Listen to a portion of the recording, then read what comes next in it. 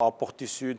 C'est très important pour nous en tant que CNOP pour faire rapprocher tous les pharmaciens afin qu'ils en bénéficient de cette formation gracieusement et puis ça rentre dans le cadre aussi du perfectionnement de leurs connaissances scientifiques pour qu'ils puissent pratiquer au niveau de leurs officines plus à l'aise en connaissance des textes réglementaires et de ce que édicte la loi. Aujourd'hui, c'était des thématiques un peu particulières et très importantes, bien sûr, comme d'habitude, avec les laboratoires Infamedis, dans le passage que je remercie d'avoir soutenu ce projet et ce programme à longueur d'année. D'ailleurs, nous avons signé un partenariat comme avec Infamedis, avec beaucoup d'autres laboratoires, afin que le CNOP soit toujours présent en matière de formation continue. Aujourd'hui, une thématique un peu particulière. Elle parlait surtout des médicaments psychotropes et elle parlait aussi d'un domaine qui est l'ORL.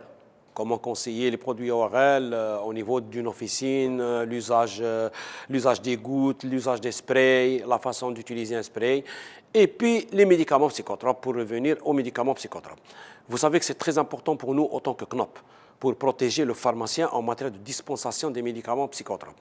On revient toujours et on rebondit toujours en matière de respect de la réglementation et de la loi. Une nouvelle loi vient d'être promulguée, c'est la 05-23, qui vient amender et qui vient aussi compléter la loi 04-18, stipulant les mesures répressives et tout ça contre les médicaments psychotropes et stupéfiants. Comme vous le savez tous, la loi 04-18, et plus particulièrement son article 16, il parlait surtout de la complaisance, de 5 à 15 ans de prison en cas de délivrance, toute prescription fictive ou qui a le caractère de complaisance.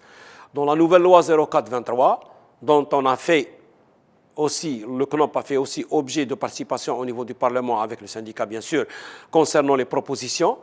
Donc, on a enrichi pas mal de textes, c'est-à-dire que sur l'article 16, c'est la suppression de la complaisance.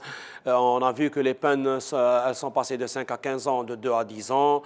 Et puis, vous savez que l'article 5 bis 7, celui qui a fait un petit peu faux bon à cette loi, c'est-à-dire la dénonciation. Beaucoup de pharmaciens, et je les comprends bien, ils n'ont pas accepté cette option-là, comme quoi qu'ils dénoncent. C'est vrai que parfois, on a tendance à ne pas connaître par méconnaissance celui qui se présente avec une ordonnance trafiquée, ou bien un revendeur, ou bien un dealer.